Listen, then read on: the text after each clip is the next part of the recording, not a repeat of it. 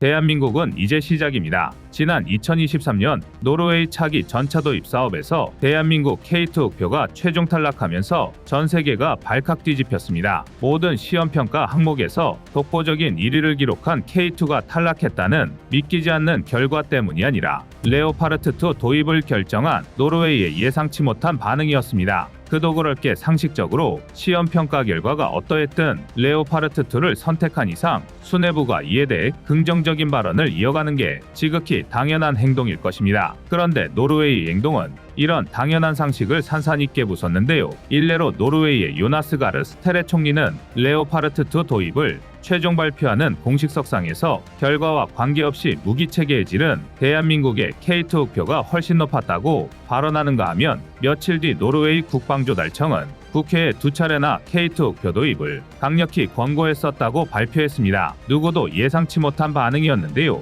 심지어 해당 사업의 총책임자였던 노르웨이군 총참모 총장 에이릭 크리스토페르센 장군은 전차를 사야 한다면 무조건 K2 흑표를 선택해야 한다고 보고했지만 국회의 친독파 의원들이 레오파르트2를 밀어붙였다고 강력히 비판했습니다. 노르웨이 내부의 고위공직자들이 성능과 상관없이 오직 독일과의 정치 외교적 관계 때문에 레오파르트2를 도입했다는 폭로를 쏟아낸 것입니다. 정말 동서고금을 막론하고 전례를 찾을 수 없을 정도로 어마어마한 후폭풍이었는데요. 오죽하면 일각의 전문가들은 노르웨이에 레오파르트2를 팔게 된 독일보다 대한민국의 반사이익이 더 클 것이라며 혀를 내두를 지경이었습니다. 아닌 게 아니라 이를 기점으로 흑표 수출에 불이 붙기 시작했으니 썩 틀린 주장도 아니었습니다. 노르웨이 차기 전차 도입 사업을 유심히 관찰하던 폴란드는 승자인 독일 레오파르트2가 아닌 대한민국의 K2 흑표를 선택했고 이외에도 슬로베니아, 체코, 루마니아, 불가리아 등 유럽 최전선에 서 있는 나라들이 앞다퉈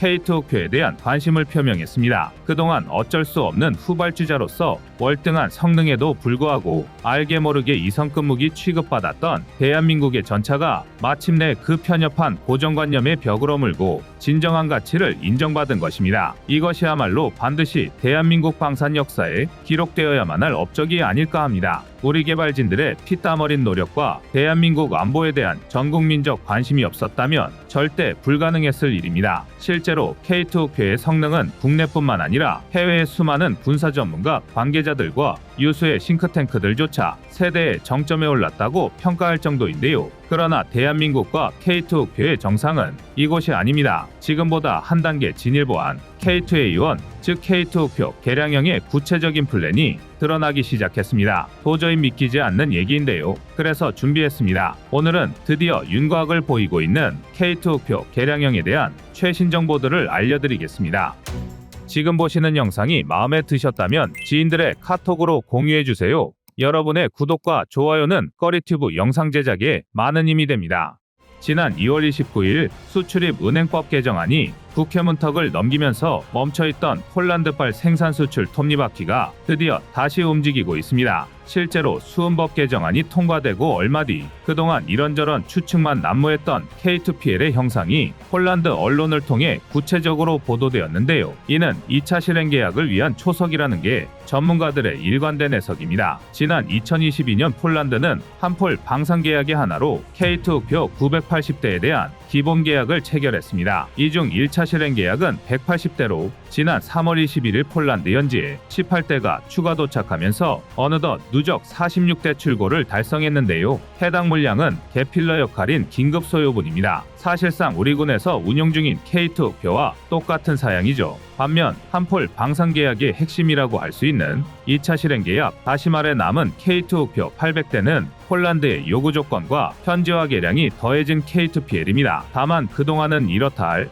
공식 정보가 공개되지 않아 K2PL 변경점에 대한 온갖 추측만이 난무했는데요. 그런데 이번에 수은법이 개정되자마자 마치 기다렸다는 듯 구체적인 형상이 공개되었습니다. 업계에서 2차 실행 계약에 대해 긍정적으로 받아들일 수밖에 없는 지표인데요. 또 한 가지 기쁜 소식은 K2PL 정보 공개 덕에 K2 개량형, 즉 K2A1의 윤곽도 드러나고 있다는 것입니다. 대한민국의 적극적인 현지화 전략은 얼핏 사업 수주에서 우위를 점하기 위해 던지는 무리수처럼 느껴질 수도 있습니다. 단순히 계약부터 따내고 보자는 심정으로 뒷일 생각하지 않고 공수표를 남발하는 것 아니냐는 겁니다. 하지만 실상은 절대 그렇지 않습니다. 세계 방산시장 속 대한민국은 우리가 생각하는 것보다 훨씬 더 노련한 나라입니다. 대한민국의 너그러운 현지화 전략 뒤에는 궁극적으로 국내 도입분의 개량을 위한 정보 수집이라는 실리적인 목적이 숨어 있습니다. 쉽게 말해 거래국 현지의 지형과 요구 조건에 맞춘 다양한 형상 변화를 실험해 봄으로써 대한민국에만 국한되어 있었다면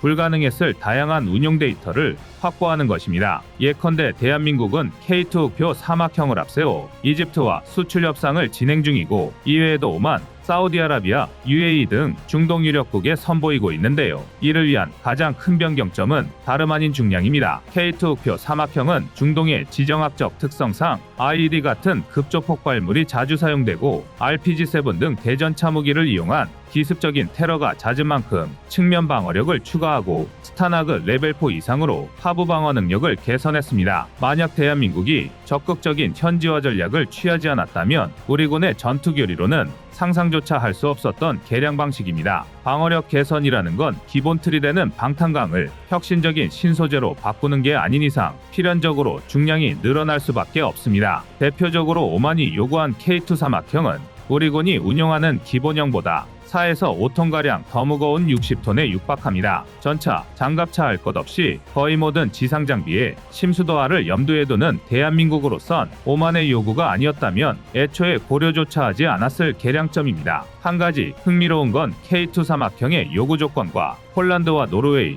핀란드, 에스토니아 등 동부 북부 유럽의 요구 조건이 정반대라는 건데요. K2 사막형이 측면 방어력 향상을 요구한 반면 유럽은 정면 방어력을 더욱 중요하게 생각합니다. 시가지의 게릴라전보다 넓은 개활지에서 러시아의 서진에 대응하는 게 더 우선시되기 때문입니다. 대한민국은 서로 다른 다양한 요구 조건을 현지화 명분으로 실험하면서 국내 소요분 개량을 위한 방대한 데이터를 수집하고 있습니다. 특히 이 중에서도 K2PL은 K2A1의 청사진이나 다름없습니다. 공교롭게도 K2PL의 생산과 K2 흑표 4차 양산이 맞물려 진행되고 있기 때문인데요. 더욱이 K2PL과 그동안 K2의 단점이라고 지적받았던 요소들은 일맥상통한 구석이 많습니다. 멀리 갈 것도 없이 K2PL의 변경점을 직접 보면 이를 확실히 체감할 수 있는데요. 우선 그동안 K2PL의 외형상 가장 큰 특징이던 실상의 보기류는 기본형 K2와 마찬가지로 육상으로 유지되었습니다. 보기륜이 늘어나면 중량 분산에 용이하기 때문에 기동력과 험지 주파 능력이 좋아지지만 유지보수, 연료 소모 등에서 단점이 많습니다. 또한 전차의 내부 공간은 줄어들지만 반대로 중량은 늘어난다는 것도 무시할 수 없습니다. 이런 장단점을 감안하고 보면 K2PL이 칠상 보기륜으로 알려졌던 건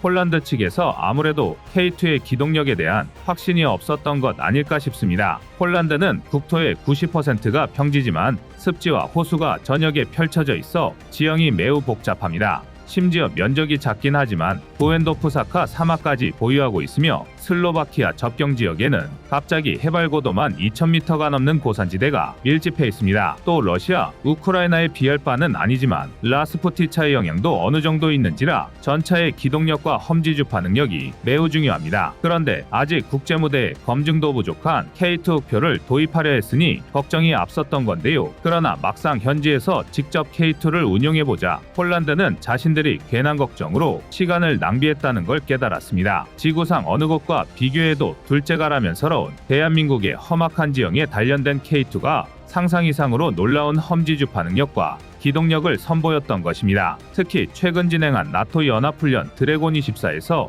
K2는 미국 M1 에이브람스, 독일 레오파르트 2, 프랑스 르클레르가 모두 실패한 험지를 단독으로 주파하는 등 독보적인 기동력을 자랑했습니다. 전문가들은 이에 감탄한 폴란드가 보기륜을 유지하는 방향으로 K2PL의 영상을 수정했다고 분석하고 있습니다. 역시 실력으로 증명하는 대한민국 전차다운데요. 물론 변경점도 있습니다. 우선 추가 무장으로 폴란드가 개발한 GSSW-30 같은 30mm급 RCWS가 탑재될 예정입니다. 또 부무장인 12.7mm K6 대공기관총도 동일 국경인 폴란드 WKMB로 교체될 가능성이 높습니다. 전체적인 전투력 강화가 인상적입니다. 게다가 최근의 전장 환경을 의식한 듯 드론 제머 역시 탑재가 계획되어 있습니다. 폴란드가 바르샤바 인근 후방 지역에 M1 에이브람스를 배치하고 벨라루스, 칼리닝그라드 등 최전선에 K2PL을 배치했다는 걸 돌이켜보면 정말로 K2PL을 저고강도 분쟁에 모두 투입할 수 있는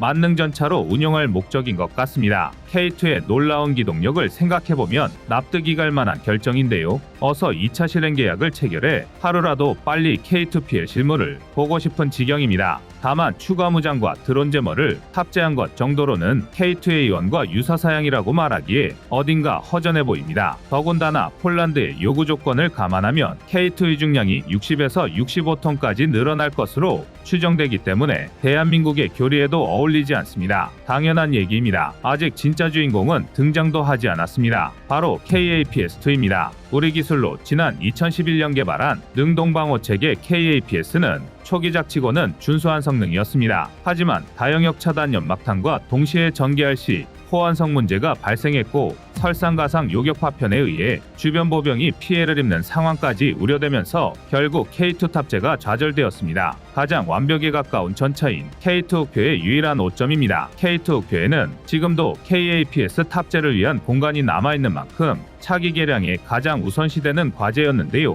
그런데 이번 기회에 대한민국과 이스라엘 라파엘이 공동으로 KAPS 개선형을 개발하면서 K2A1을 기점으로 마침내 능동방어체계 탑재가 가시권에 들어왔습니다. 이른바 KAPS-2입니다. 아직 KAPS-2의 구체적인 정보는 공개되지 않았지만 공동개발로 힘을 보탠 라파엘의 트로피 시스템을 떠올리면 대략적인 추측이 가능한데요. 트로피 시스템은 360도 전방위에서 90% 이상의 요격 성공률을 보일 뿐만 아니라 10에서 15m 전방에서 요격탄을 폭발시켜 극도로 제한적인 범위에 수많은 금속 파편을 투사하고 이를 바탕으로 목표물을 요격하는 방식을 사용하기 때문에 인근 보병의 피해를 최소화할 수 있습니다. 이 덕에 이스라엘의 메르카바뿐만 아니라 독일의 레오파르트2, 미국의 M1 에이브람스 모두 자체 개발보다 트로피 시스템을 탑재하는 걸 선택했습니다. 대한민국 역시 간단한 수입을 선택할 수 있었겠지만 굳이 KAPS-2를 공동 개발했다는 건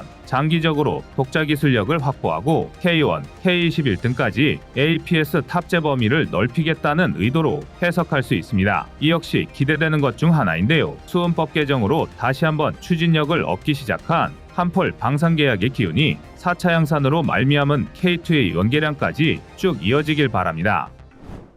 여러분의 구독과 좋아요가 꺼리튜브 운영에 많은 힘이 됩니다.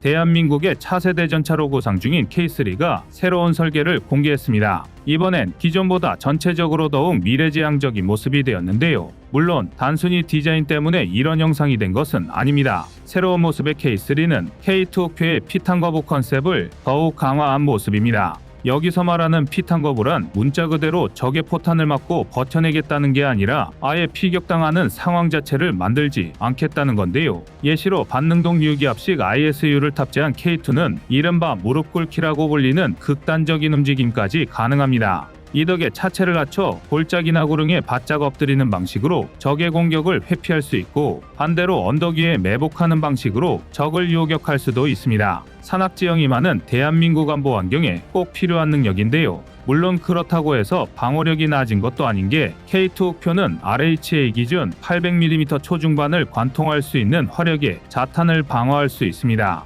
일명 자탄 방어라고 하는데요. 이를 거꾸로 말하면 K2 흑표의 전면 방어력이 최소한 800mm 이상이라는 뜻이 됩니다. 적의 포격을 맞지 않고 맞더라도 최대한 버텨내도록 설계된 게 바로 대한민국의 K2 흑표인데요. 이번에 새로이 공개된 K3는 여기서 한 발 더 나아가 스텔스 기능이 적용된 것으로 보입니다. 우선 가장 먼저 눈에 띄는 건 차체 정면과 측면, 포탑 측면의 벌집 모양 구조물인데요. 포탑 측면의 벌집 모양 구조물은 66mm KM25 유견장 연막탄 발사기를 대체해 다영역 차장 연막탄을 발사하는 장치입니다. K2 흑표의 소프트킬 능동방어 장치에 사용되는 MSSG는 가시광선은 물론 자외선과 적외선 대역까지 불투과성을 갖추고 있으며 팽창의견을 첨가해 밀리미터파 대역전파까지 흡수, 산란시킬 수 있는데요. 쉽게 말해 시각, 열탐지 장비부터 레이더까지 모두 기만할 수 있다는 뜻입니다. 일종의 강력한 차단막인 셈인데요. 여기에 차체 측면에 달린 사이드 스커트 형식의 추가 장갑은 세라믹과 복합 소재 등을 이용한 모듈식 장갑 체계를 적용하는 한편 전차의 약점인 보기륜을 보호합니다. 그리고 가장 결정적으로 전체적인 스텔스 설계를 적용하였을 뿐만 아니라 스텔스 도료를 사용해 적의 레이더를 회피하고 피탄 거부 능력을 더욱 강화한 것으로 해석되는데요. 이를 위해 현세대 전차에서 의뢰 관찰할 수 있는 전면부의 조종 스위치를 없애고 아이언 비전 같은 증강현실 기술을 적용한 것으로 예상됩니다. 심지어 포신 역시 포구 직전까지 커버가 씌워져 있는 것으로 보아 레이더 전파를 흡수하는 스텔스 설계를 적용한 것으로 보이는데요. 마하로 질주하는 전투기나 망망대해에 떠있는 함정도 아니고 무슨 전차에 스텔스 기능식이나 필요하냐 싶으실 수도 있지만 이는 상상하는 것 이상으로 중요합니다. 현대의 대전차 미사일, 통칭 ATGMS는 대부분 적외선 추적 방식을 사용합니다. 대표적으로 대한민국의 영궁, 미국의 FGM-148 제블린은 물론이고 중국의 홍젠 시리즈, 심지어 북한의 불세 계열까지 적외선 유도 방식을 탑재했으리라 추정됩니다. 이외에도 AGM-114 헬파이어, 스파이크 대전차 미사일 등 3세대 ATGMS는 적외선 추적과 밀리미터파 추적을 모두 사용합니다. 그런데 마찬가지로 현대의 주력 전차들은 파워팩의 고출력화가 이루어지면서 방출하는 열의 온도가 상당히 높아졌습니다. 전차를 파괴하기 위해 개발된 ATGMS의 탑어택에는 쥐약일 수밖에 없는 이유입니다. 멀리 갈 것도 없이 우크라이나 전쟁에서 왜 전차무용론이 등장했는지를 떠올려보면 금방 납득할 수밖에 없는데요. 이로 인해 현대의 전차들은 보병과의 제병 합동이 필수일 뿐만 아니라 열을 내뿜는 배기구에 적외선 감쇄망을 씌우거나 MCS 같은 전차 위장망을 덮어 열원을 최대한 숨기고 있습니다. 하다못해 대한민국의 레드백 역시 적외선 추적 미사일에 대비한 은폐 성능을 올리기 위해 추가 열상 위장막을 개발했을 정도인데요. 그런데 만약 이를 다영역 차장 연막탄으로 차단하고 스텔스 구조를 적용해 밀리미터파 추적까지 흡수할 수 있다면 전차의 생존율을 폭발적으로 끌어올릴 수 있을 것입니다. 눈에 뻔히 보여도 ATGMS가 포착을 못하니 타격할 수 없는 것입니다. 그나마 가시광선, 다시 말해 직접 유관으로 미사일을 유도하는 1, 2세대 ATGMS나 RPG 시리즈, N5 같은 무유도 대전차 로켓이라면 타격이 가능하겠지만 K2표 이상의 방어력을 지닌 K3의 장갑을 관통하기에는 역부족입니다. 게다가 유일한 약점인 보기륜조차 벌집 형태의 사이드 스커트로 보호하고 있으니 충분한 방어가 가능합니다. 이러한 장점 때문에 이번에 새롭게 공개된 K3는 기존의 영상보다 더욱 스텔스 성능을 강조한 모양새인데요. 물론 바뀌지 않고 유지된 점도 있습니다. 우선 이번에도 역시 130mm로 구경을 키운 주포가 눈에 띕니다. 현재 K2 옥표가 55구 경장 120mm CN08 활강포를 탑재하고 있다는 걸 생각하면 고작 8.3% 남짓인 10mm가 늘어난 셈이지만 관통력은 기존 대비 50% 이상 늘어납니다. 이는 러시아의 T-14 아르마트, 중국 99A는 물론이고 현존하는 모든 주력 전차의 전면 장갑을 관통할 수 있는 수준입니다. 이처럼 구경을 올릴 때마다 화력은 기하급수적으로 치솟기 때문에 한때 K3의 140mm 전열화학포를 탑재하는 방안도 논의되었었는데요. 전열화학포는 장약의 연소에서 뿜어져 나오는 화학에너지를 전기에너지로 제어하여 탄체를 가속하기 때문에 탄체, 즉 포탄을 레일건에 버금가는 속도로 발사할 수 있습니다. 이 덕에 일반 화포와 레일건의 장점을 모두 가지면서도 훨씬 다양한 탄종을 운용할 수 있고 전력 소모량도 훨씬 적습니다. 그러면서도 장약 연소를 보다 정밀히 제어하여 관통력을 비약적으로 상승시킬 수 있는데요. 일례로 이론적으로 120mm급 전열화 학포의 경우 포구 속도가 초속 2.5km에 육박합니다. 이 정도면 일반적인 포탄을 사용하더라도 870mm의 장갑을 관통할 수 있으며 유효 사거리는 자그마치 320km에 육박합니다. 전차로 스탠드오프 타격이 가능한 셈입니다. 이론상 세계 최초의 전차, 영국의 마크1이 꿈꿨던 육상전함을 드디어 실현할 수 있는 기술인데요. 하지만 이건 어디까지나 꿈 같은 얘기고 전열화학포를 전차에서 운용하기란 불가능에 가깝습니다. 우선 작용-반작용의 원리에 따라 반동이 강해질 수밖에 없기 때문에 50에서 60톤 내외인 전차의 무게로 반동을 감당하기 어렵습니다. 하물며 K3의 경우 대한민국 지상무기 체계의 전통적인 교리에 따라 자주도하를 염두에 둘 수밖에 없기 때문에 중량을 55톤 이상으로 올리기 어렵습니다. 앞서 말씀드린 모듈식 증가장갑이 세라믹과 복합 소재를 이용해 최대한의 경량화를 추구하는 것도 이 때문인데요. 포탑의 대형화, 전기에너지에 의한 고온, 가격 상승 등도 간과하기 어려운 단점입니다. 결국 K3는 여러 현실적 제약의 벽에 부딪혀 140mm 전열화 확포를 포기하고 130mm 활강포로 완전히 가닥을 잡은 것으로 추정되는데요. 그렇지만 여전히 넘어야 할 과제가 많습니다. 대한민국만이 차세대 전차를 준비하고 있다면 좋겠지만 오히려 우리는 약간 느린 편입니다. 유감스럽게도 이 분야에서 가장 앞서고 있는 건 독일인데요. 일례로 독일이 기술 실증용 차량까지 공개하는 데 성공한 KF-51 판터의 경우 130mm 주포를 탑재하는 데 성공했습니다. 이 덕에 한때 4세대 전차의 등장으로 전세계 방산 시장에 엄청난 주목을 받았는데요. 그러나 실상이 까발려진 지금은 초반의 인기도 시들해진 상황입니다. 다름 아닌 130mm 주포의 치명적인 약점 때문인데요. 구경이 커지면서 포탄 크기도 커지는 바람에 KF-51의 휴행 탄수는 기껏해야 20발에 불과합니다. 레오파르트2가 차체 전방탄 약고에 27발, 버슬식 포탑에 15발, 총 42발을 적재할 수 있는 것과 비교하면 절반 이하인 셈입니다. 전차 기술력이 얼마나 좋고 나쁘냐를 떠나 이것만큼은 물리적인 공간이 필요한 과제다 보니 대부분의 선진국도 난감해하고 있는데요. 독일과 프랑스가 공동 개발 중인 4세대 전차 MGCS의 개발이 계속해서 지연되는 것도 이 때문입니다. MGCS의 경우 130에서 140mm 활강포를 탑재하면서 최소 30발 이상의 탄약을 탑재할 것을 요구받고 있지만 탄약의 비대화로 좀처럼 해결 방안이 보이지 않는 상황입니다. 1960년대 등장하기 시작한 3.5세대 전차 120mm 활강포가 60여 년이 지난 지금까지도 화력면에서 큰 구조적 변화가 없었던 것도 이 탓인데요. 화력과 장기작전 능력은 영원한 딜레마입니다. 하지만 이걸로는 아쉬워하기 이릅니다. 이외에도 K3는 차세대 전차라는 타이틀에 맞게 다양한 변경점이 눈에 띕니다.